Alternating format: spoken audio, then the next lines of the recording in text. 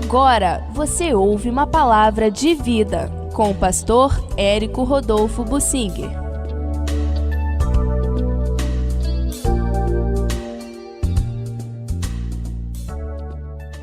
Há um tema complexo, ele realmente é um tema difícil na Bíblia, que é a respeito das autoridades humanas, a nossa atitude como povo de Deus, como cristãos, em relação às autoridades que cremos são levantadas por Deus e estão na posição por delegação do próprio Deus.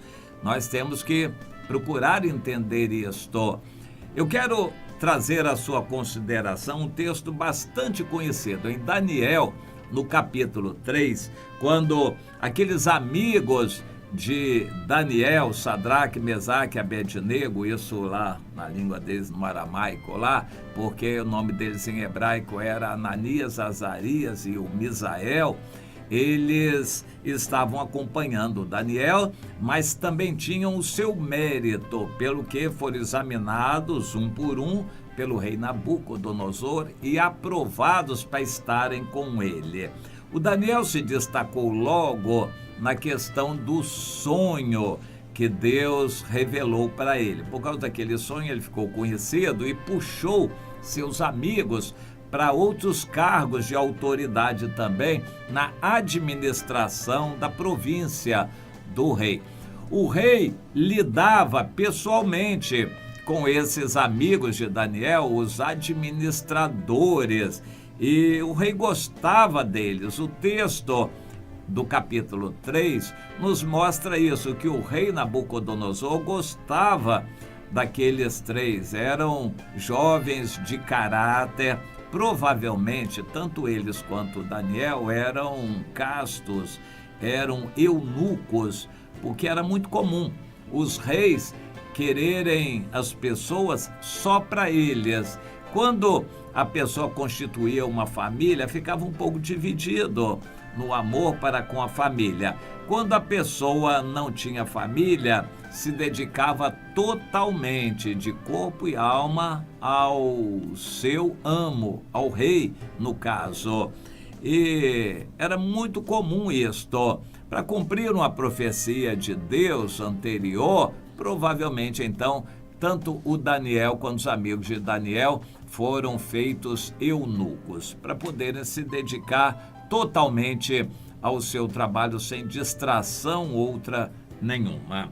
E eles se dedicaram, tanto que o rei gostou muito deles, mas o inimigo está sempre presente. Deus permitiu que o inimigo os provasse. Deus sempre vai permitir, meu irmão, que você tenha alguma luta aqui na terra, alguma provação e dificuldade, porque aqui não é lugar de descanso, aqui não é paraíso, aqui na terra não é o sonho de um cristão. Nosso coração deve estar posto na Jerusalém celestial, lá na eternidade, em Deus, e não aqui na terra. Não é para a gente amar as coisas da terra, ficar gostando da brincadeira, da aparência, do conforto, da comida e bebida, dos prazeres, da música, da diversão do mundo. O nosso coração é para estar no Senhor. E se você está gostando muito das coisas do mundo, tome cuidado.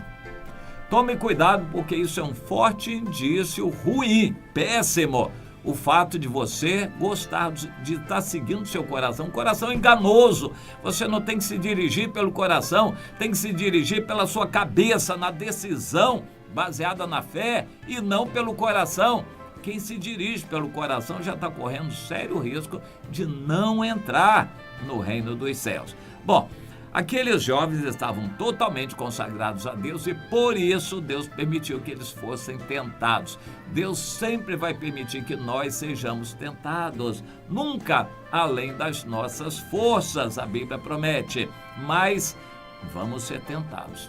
Aqui não vai ser paraíso para ninguém, não tem a menor dúvida. E o inimigo, com a permissão de Deus, foi lá buzinar o ouvido do rei Nabucodonosor para fazer aquela estátua e aquilo ser uma glória no mundo. O inimigo tentou o rei através da vaidade. Provavelmente não foi nem iniciativa do rei aquilo, mas quando assessores, até para provocar Daniel e os amigos, aqueles assessores instigaram o rei a fazer aquela estátua e fazer uma comemoração monstro, uma grande concentração de pessoas com o que havia de melhor no mundo de música, de artes, para fazer uma celebração maravilhosa. O rei gostou, aquilo tocou a vaidade do rei, o coração do rei Nabucodonosor se inclinou para a vaidade. Em nossos dias existem coisas assim, existem celebrações que anseiam ser acompanhadas pelo mundo todo. Dizem que a Copa do Mundo, a abertura da Copa do Mundo de futebol foi assistida por bilhões de pessoas no mundo. Um concurso de Miss, uma premiação em Hollywood. Há eventos assim que desejam ser assistidos por milhões e milhões de pessoas no mundo todo. Isto é uma questão de vaidade humana.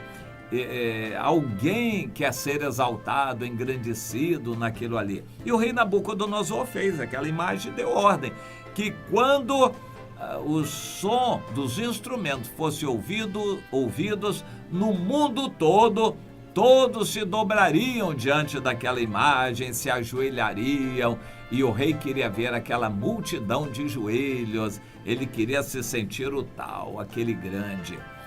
Essa vaidade acompanhou o coração de muita gente e de vez em quando acompanha um governante. Como um governante, um político gosta de ver milhares de pessoas na frente dele, ele empolgado. Um grande cantor, um conjunto de rock, uma grande cantora no mundo quer ver multidões na frente dela aplaudindo, ela quer se sentir a tal ali. O Hitler reunia milhões de pessoas na frente dele e quando ele falava, todo mundo prestava atenção, aplaudia. Os homens gostam disso, de vaidade, de soberba, de estarem exaltados. E o Nabucodonosor foi mordido por aquela mosca azul também e se deixou levar por aquele evento de vaidade. E deu uma ordem: todo homem e mulher, todos, quando ouvirem o som dos instrumentos musicais e da trombeta, todos vão se prostrar de joelhos e adorar a imagem de ouro que eu fiz. E se não for, quem não se dobrar na mesma hora, no mesmo instante, vai ser lançado na fornalha de fogo. A ordem foi clara, no mesmo instante. Os Sadraque, Mesaque e Abednego não se dobraram e não foram lançados na mesma hora na fornalha de fogo. Pelo contrário, quando foram denunciados, o rei não viu, não sentiu falta deles. Também, aparentemente, o rei passou a mão na cabeça deles. Ou seja, se eles não fossem, o rei não iria cobrar, porque o rei já mais ou menos entendia a religião deles. O rei não seguia, mas entendia a religião deles. E para o rei estava tudo bem, porque eles atendiam aos interesses do rei no restante. Mas naquele momento, eles não se dobraram, não estavam lá entre os que se ajoelharam e alguém foi denunciar. O rei não sentiu falta, mas alguém foi denunciar. E quando denunciaram, questionaram: o rei, a tua palavra é para valer? Mas é claro que é, o rei respondeu. O senhor não escreveu que na mesma hora seria lançado na fornalha? Sim, eu escrevi. Pois é, aqueles fulano, cicrano e beltrano, Sadraque, Mesaque e Abednego, não se dobraram. E agora? O rei coçou a cabeça. Realmente eu tinha feito um decreto que, segundo o qual, quem não se dobrasse seria na mesma hora lançado na fornalha. Mas eu acho que eles não ouviram. Chamem os rapazes. Rapaz, venham cá. Aí fez aquela pose. A autoridade gosta disso. Você já viu a autoridade fazer pose? Não ri, não sorri, levanta a cabeça, fala com cara séria, em geral um óculos, né? Uma situação assim com a cara muito séria. Escutem, vocês não ouviram a ordem que eu dei que todo ser humano, onde estivesse, se dobrasse diante da imagem? Vocês não ouviram isso? É, rei, nós ouvimos. Pois é, então vou dar mais uma oportunidade para vocês. Não era para dar oportunidade nenhuma, era para ele agir. É igual a mãe que diz: meu filho, se você fizer isso, eu vou te bater. A criança continua do mesmo jeito, sabe que não bate mesmo. Meu filho, eu já te disse que eu vou te bater, eu vou te arrebentar. A criança continua, sabe que não acontece nada. A mãe perde a moral quando ela ameaça toda hora bater no filho e não bate. Ela deveria pensar muito bem. Se der uma ordem e a criança desobedecer, tem que ser punida. Não tem que nem falar outra vez. Tem que bater, tem que castigar para a criança aprender. Isso é o que os pais devem fazer.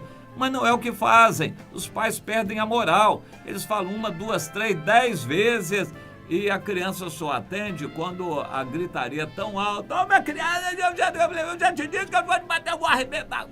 Aí a criança pensa: bom, eu acho que o volume de voz já aumentou tanto que agora eu acho que eu vou ter que quebrar o galho aqui.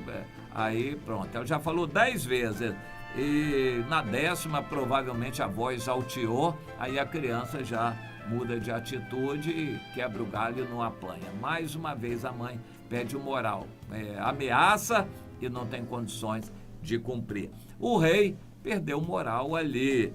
Eu não tinha dito que todo que não se dobrar seria lançado na fornalha de fogo? Agora eu vou dar mais uma chance para vocês. Agora, quando vocês ouvirem de novo o som, vocês se dobrem. Bom, eles responderam: ó rei, não precisa de outra oportunidade não. Pelo seguinte, nós não dobramos por nossa convicção. Mas quem é o Deus que vai livrar você? Bom, rei, o senhor manda e quem tem juízo obedece. Agora, no nosso caso, nós não vamos obedecer. O senhor não precisa nem dar oportunidade mais não. Fica sabendo que adorar outro Deus nós não vamos. É desrespeito ao nosso Deus. E se o senhor quiser mandar a gente para a fornalha, o senhor pode mandar, mas nós não vamos obedecer. Ah, então vocês vão para a fornalha agora. Uma multidão olhando para o rei, ele não ia perder o moral, aquele jeito autoritário, e mandou que acendessem a fogueira 7 vezes mais e lançou os 3 lá dentro. A história, todo crente conhece essa história da Bíblia. Eu quero realçar aqui o seguinte: atitude nossa diante das autoridades. Nós vamos respeitar, acatar as autoridades. Agora, obedecer, nem sempre. Nós vamos obedecer enquanto não contrariar a Deus. Porque se tivermos que escolher, já escolhemos. Nós vamos obedecer a Deus. E façam os homens o que quiserem conosco. Foi o que os apóstolos disseram quando foram levados às autoridades religiosas de Jerusalém. Nós não demos ordem que vocês não pregassem mais nesse nome de Jesus. Bom, vocês vão julgar. Pedro respondeu em nome dos apóstolos que concordaram. Vocês vão julgar se é lícito, se é válido para nós obedecermos a vocês e desobedecermos a Deus. Nós não podemos desobedecer ao Senhor. Ele nos mandou pregar e nós vamos continuar obedecendo a Ele. E vocês façam o que quiserem.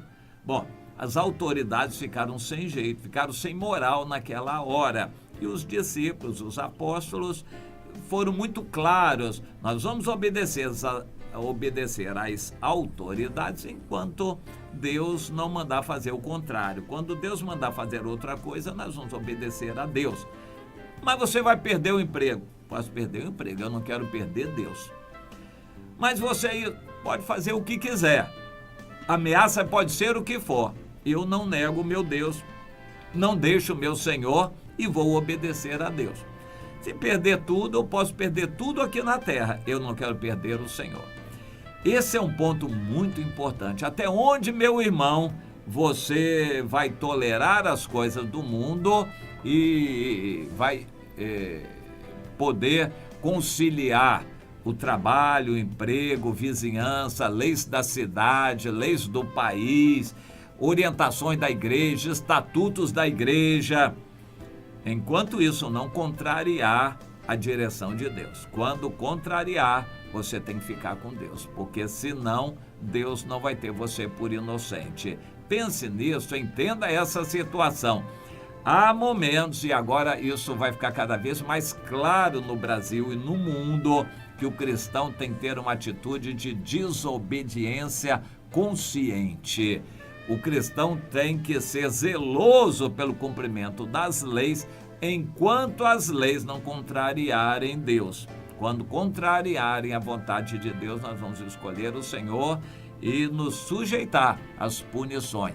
O rei Nabucodonosor lançou os 3 na fornalha e o que ele viu foi um milagre de o fogo não tocar, não queimar, nem chamuscar nada deles, e ainda aparecer um 4º homem com eles na fornalha.